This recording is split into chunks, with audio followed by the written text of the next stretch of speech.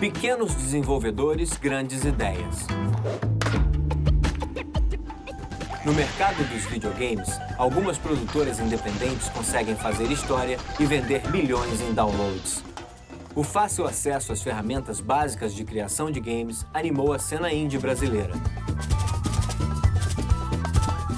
Um número cada vez maior de profissionais e empresas brasileiras desenvolve jogos para PC, redes sociais, smartphones e tablets.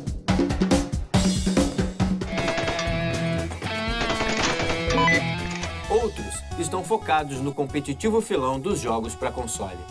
São pessoas que se aventuram no mercado ainda não consolidado e conseguem trilhar os seus caminhos com muita inventividade e parceria. O brasileiro tem características muito fortes nessa área de criatividade. Para mim, são dois pontos muito claros. O primeiro é que o brasileiro já é muito globalizado, já no seu DNA. Isso reflete na qualidade criativa. A segunda coisa que é muito óbvia também é a qualidade do povo num ambiente de grupo. A qualidade do brasileiro para manter um ambiente positivo, de achar soluções, apesar de todos os pepinos que você encontra em qualquer projeto criativo.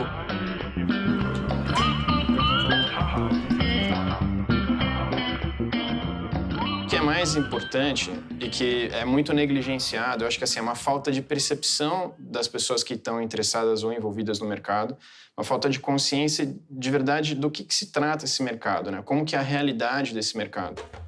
A gente vê muitas pessoas muito iludidas, fantasiando demais sobre o que é começar a fazer jogos profissionalmente. O que todo mundo quer é viver disso. Para um jogo ter um sucesso, para ele funcionar, ele tem que se pagar, ele tem que dar o retorno para quem investiu, seja o próprio desenvolvedor, se ele fez isso de uma maneira independente, se ele teve um financiador, se ele teve algum investidor. O sistema tem que se fechar, ele tem que se completar. Desenvolver jogo é caro. Você trabalha com músico, artistas, programadores, roteiristas. Dependendo do seu trabalho, você tem equipe de marketing. Então, é um trabalho assim, que engloba muitas tarefas e muitas pessoas. E lembrando ainda que você tem que pagar a internet, telefone, luz, água, comer. Não. Então você precisa ter dinheiro para manter isso. Uma das maneiras das empresas se capitalizarem para executar os seus projetos é através de sites de financiamento coletivo, como a brasiliense Behold Studios fez com o jogo Chroma Squad. A empresa ganhou o reconhecimento da mídia especializada depois do sucesso de Knights of Pen and Paper, um jogo que simula um RPG de mesa.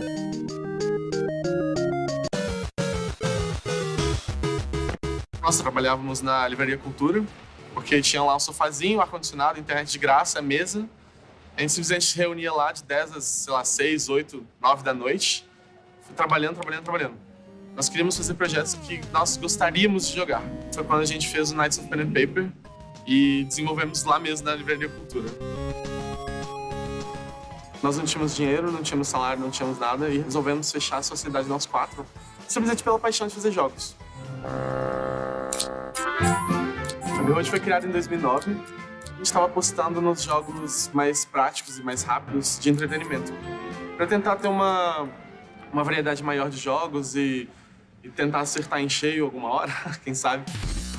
Um projeto simples pode transformar a realidade de uma empresa. E os pequenos desenvolvedores estão sempre à caça de uma grande ideia.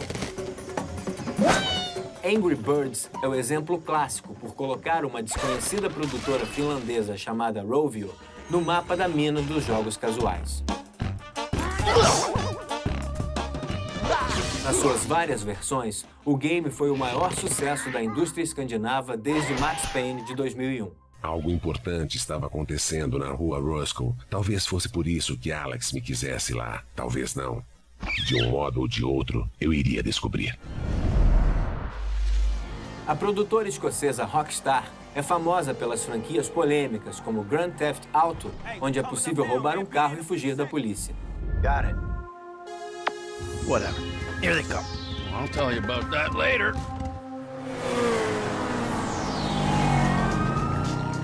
A brasileira Nano Games usou a mesma estratégia e conquistou a atenção da mídia com o lançamento do Favela Wars, um jogo que se passa nas favelas cariocas e você escolhe se quer ser um policial ou traficante.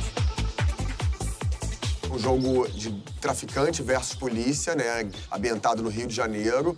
Ele, por enquanto, se passa nas comunidades cariocas. Há um pouquinho a gente está expandindo ele para levels, né, que são no asfalto, né, que a gente chama que não são nas comunidades.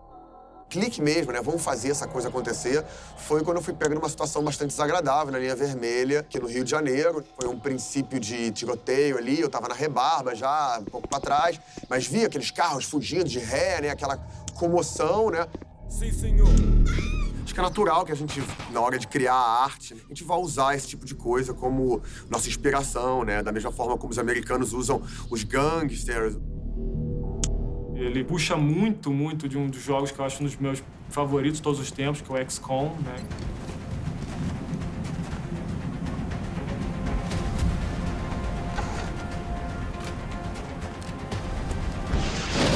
Ele visita a favela, tira foto, muita imagem, vídeos, discussões internas da equipe, de que é uma coisa mais cartunesca, que é uma coisa realista, tem que ser violento, tem que ser meio bonachão. Qual é a cara que a gente quer dar para isso? São os momentos em que você se depara com a necessidade de ir contra o que é a paixão interna, a vontade interna, como o jogador diz. Quando você chega no jogo e fala, pô, gostaria de vender uma arma pro jogador, mas vamos fazer ele gastar mais, porque ele compra mais vezes o item, né? Vamos fazer... Você começa a mudar a mecânica para que o negócio se torne mais viável. Diria que, de certa forma, é o confronto com quando você chega à fase adulta do desenvolvimento. Make sure you get us cover before you start shooting. Sempre joguei videogame, sempre gostei.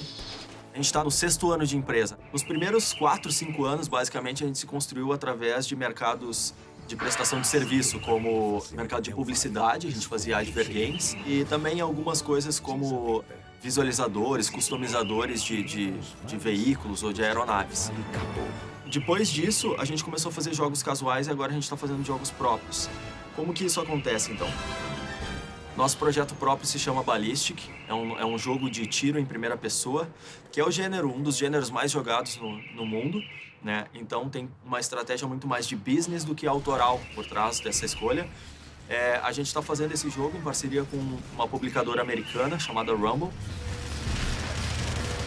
Brazil is a very strong free-to-play market, and a very strong mobile market. So I think those are the fastest-growing areas in the game industry.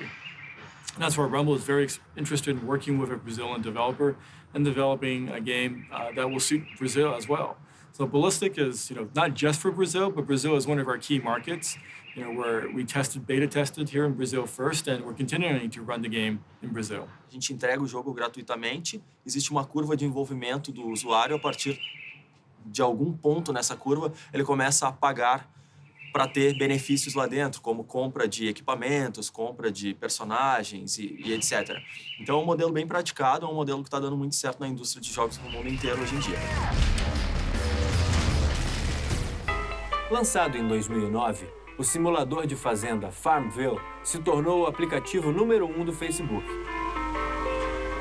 Hoje, a desenvolvedora Zynga tira quase todo o seu faturamento dos jogos para redes sociais. Na mesma linha do Farmville, o jogo Life Defenders é uma das apostas da brasileira Final Boss.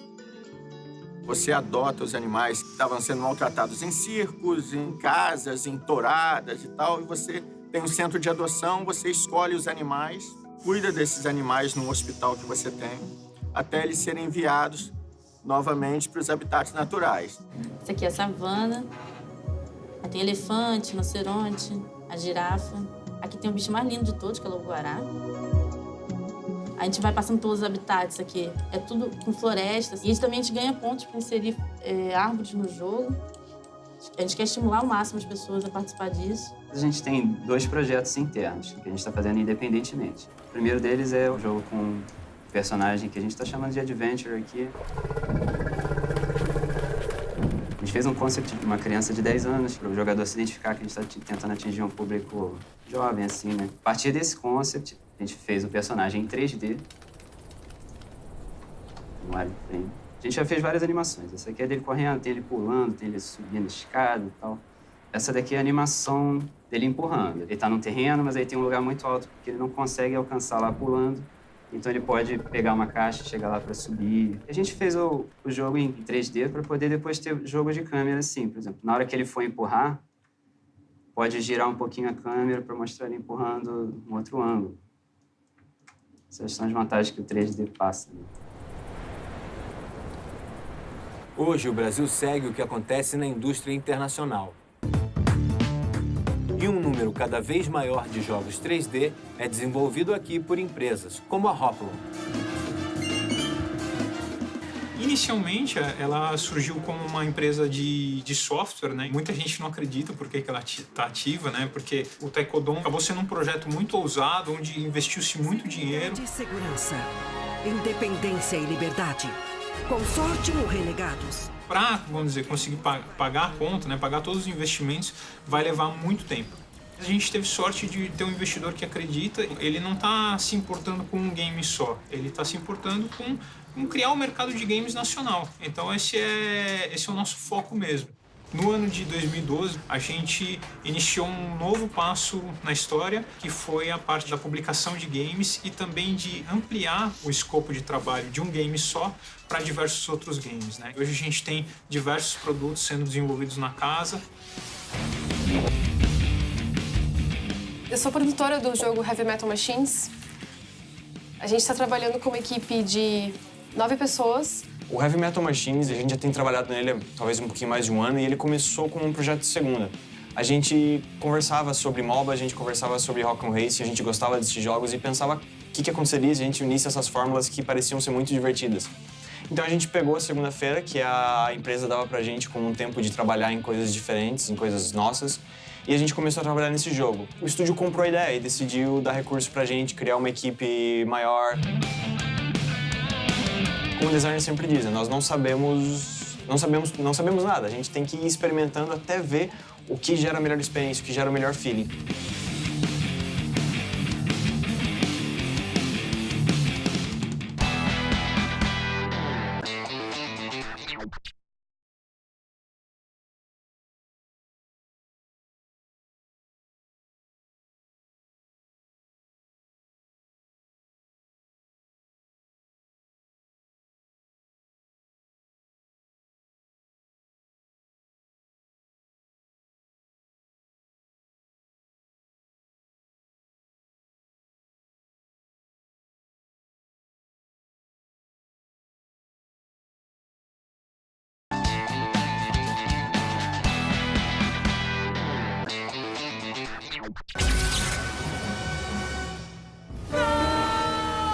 Dois em um ou não, esse Ultrabook era a sua única chance de voltar para o futuro.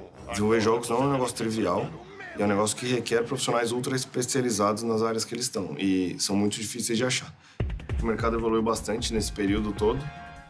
Se você pensar 10 anos atrás, o Brasil era praticamente inexistente no mercado de jogos. O grande diferencial é ter a cabeça para frente. O Taco, ele tinha muita influência em cultura japonesa, na ideia da magia, do RPG com muita espada, ninjas e samurais. O Taco Pets, ele surgiu dessa ideia onde você batalha com os bichinhos que habitam esse mundo, eles brigam por você. É um conceito bem conhecido, funcionou bastante em outros jogos de grande sucesso, e nós resolvemos adaptar isso para a TV interativa. Quando a gente faz o cadastro, nós respondemos uma série de perguntas e essas perguntas definem o nosso perfil. E dentro do nosso perfil, qual é a natureza do personagem que se enquadra melhor com a gente. Depois que você responde as perguntas, você pode escolher um dos 3 personagens que foram definidos que tem afinidade com você. É um jogo de pets, onde você tem personagens que eles lutam entre si. E quando eu tiver esse meu pet adulto, a partir do momento que eu criei ele, que eu alimentei, brinquei, ele cresceu, eu começo a competir com os meus amigos. Eu tenho batalhas acontecem entre os amigos. E os melhores ganham mais experiência, sobem mais de nível, ganham novas habilidades. E com isso eu tenho a evolução do jogo, né? Cada vez os usuários querem ficar mais fortes para conseguirem desafios maiores, enfim. O mercado de games vem se amadurecendo, né? Não só o mercado de games, mas o mercado de comunicação, que é o mercado que a gente está inserido, né, de comunicação online. Fora do país, muita gente entra no mercado de jogos porque é o maior mercado de entretenimento digital no mundo. E eu acho que a principal motivação do desenvolvedor brasileiro é paixão por jogos, o que é uma coisa bem característica do Brasil. Começar no Brasil, onde não existia indústria, foi uma questão de conjunção de astros, quase. Eu estava me formando nos Estados Unidos em administração de empresas. Tinha um grande amigo que também estava se formando em administração de empresas. A gente se encontrou numa conversa de bar, né? O que é que te faria voltar ao Brasil? Eu tenho minha própria empresa. Mas, tá, e que empresa seria essa? E era final da década de 90, né? E a época da bolha das .com. Pô, o que é que a gente gosta de tecnologia? A gente não entende nada de tecnologia. A gente gosta de jogar. Então vamos colocar uma empresa de jogos. Participar de um lugar que você pudesse construir a indústria à medida que você estava também construindo sua empresa, seu negócio, era algo que sempre nos interessou muito. Onde não existia indústria, tinha uma oportunidade grande de negócio. Eu poderia escrever projetos para o CNPq e buscar fomento. As próprias incubadoras que existiam. Eu sempre falei nas minhas apresentações sobre games para gamers que, se eles quiserem de verdade, eles arrumam onde e como fazer suas empresas surgirem, né? Eu nunca achei que a gente tem essa ausência toda, mas a dificuldade é verdadeira. Existe falta de financiamento, distribuição era um problema muito grande no Brasil. A outra era o preconceito, né? Você, se quisesse desenvolver um jogo para console, você não conseguia, né? E hoje essas coisas estão caindo por água.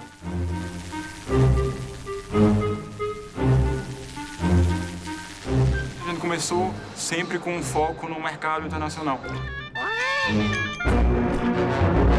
E a gente pesquisa, lógico, não só o nosso usuário final, quem é que vai jogar lá na ponta, né? E quem vai ser o seu distribuidor. Escolher o melhor parceiro, né, para colocar nossos jogos no mercado. Você vai lançar 5, 10, 15 jogos e ter 1 ou 2 ou 3 acima da média que vão compensar o desempenho dos outros que não foram assim tão bons. Isso implica um investimento alto, né? Então, para ter esse investimento, a gente sempre trabalhou com serviço, né? Conseguir manter a empresa, né? E servir para a gente apostar em nossos projetos próprios. Conhecer o consumidor é fundamental, só que nem sempre você vai ter que confiar 100% nos dados de pesquisa. E talvez das histórias mais importantes de alguém que não confiou em pesquisa está no videogame. O senhor Yamauchi, né? Fundador, presidente da Nintendo, quando teve aquela ressaca nos Estados Unidos do Atari e a geração Atari morreu, né? Ele encomendou uma pesquisa nos Estados Unidos para saber se ele poderia introduzir o Nintendinho, né, nos Estados Unidos. E a resposta foi um sonoro não. Os consumidores não estavam querendo um novo videogame. Por quê? Porque eles não sabiam que eles iam receber uma nova geração completamente diferente da Atari. E, graças a Deus, o Yamauchi não deu bola à pesquisa, seguiu o instinto dele e lançou o Nintendo no Japão, né? E o resultado acho que cada um de nós conhece, né?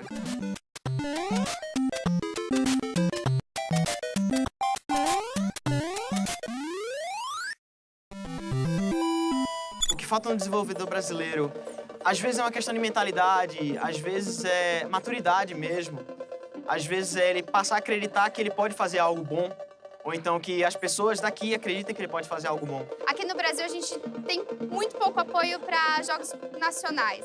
Não tem muita forma de publicar, não tem muita forma de acesso desses jogos. Talvez agora com as novas plataformas, as distribuições digitais tragam cada vez mais acesso para isso. Os países como Estados Unidos, Japão e etc., eles já fazem jogos muito mais tempo do que a gente. A gente tá trilhando um caminho, não dá para olhar no momento, tem que olhar no processo. E o processo é positivo.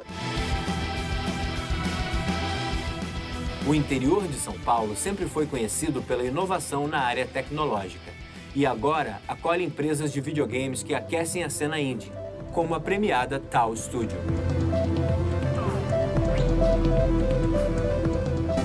A paulista Joy Masher produz games retrô com estética 8 bits e um time de apenas 3 pessoas.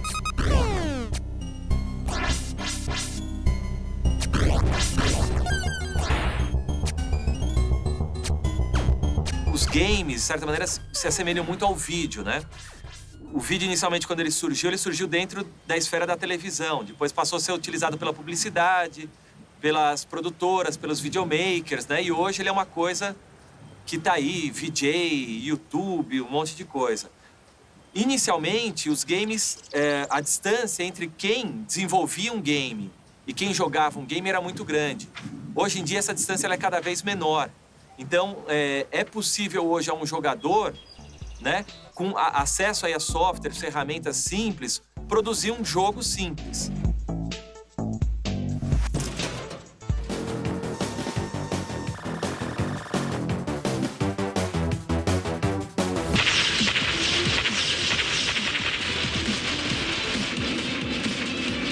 O mercado indie ganhou muito destaque nos últimos anos. É um mercado que mostra muita criatividade e ideias novas que trazem coisas diferentes do mercado mainstream. Qualquer um pode ser um desenvolvedor de jogos, basta ter imaginação. São equipes pequenas, às vezes é só uma pessoa, duas. No Rio de Janeiro, a Icon Games é uma empresa de um homem só. O fundador, José Lúcio Slotman, trabalha sozinho em casa num esquema de guerrilha e tem jogos premiados no Brasil e publicados no exterior. Videogames é uma mistura de pessoas altamente talentosas e a tecnologia mais avançada. O único limite é a imaginação dos talentos. Hoje em dia, o que é difícil não é ter ideias, é ter um time que seja capaz de levar a ideia até o final.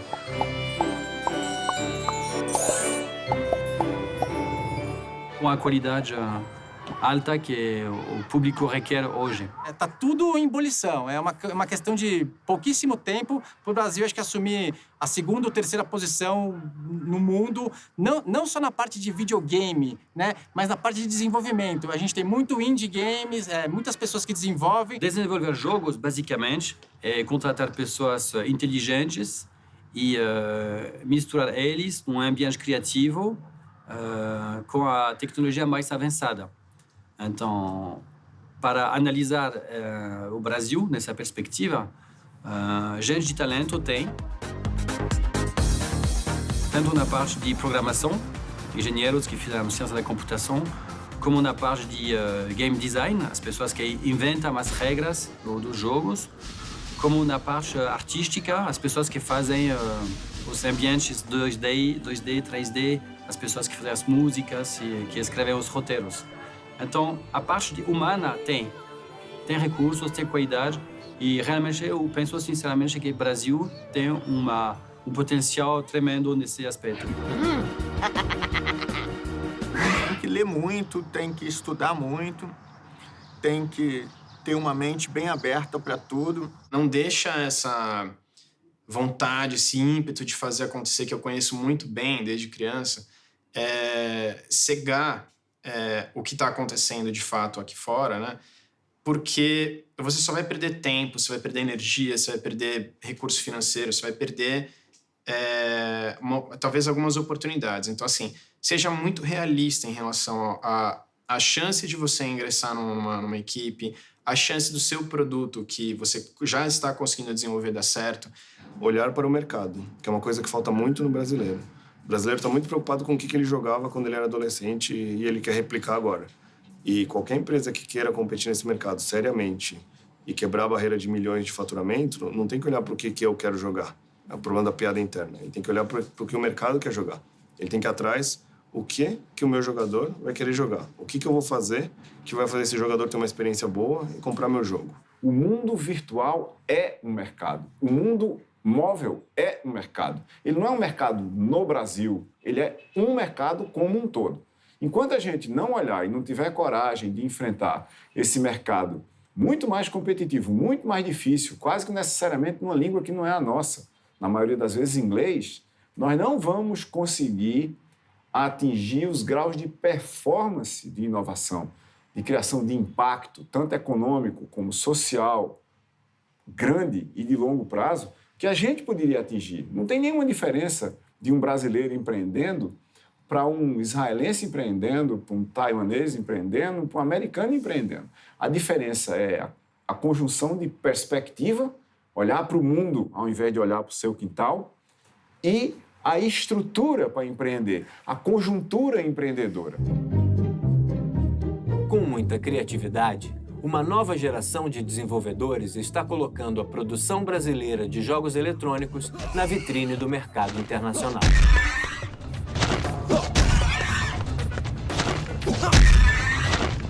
Pedra sobre pedra, esses jovens talentos constroem e fortalecem a indústria nacional dos videogames.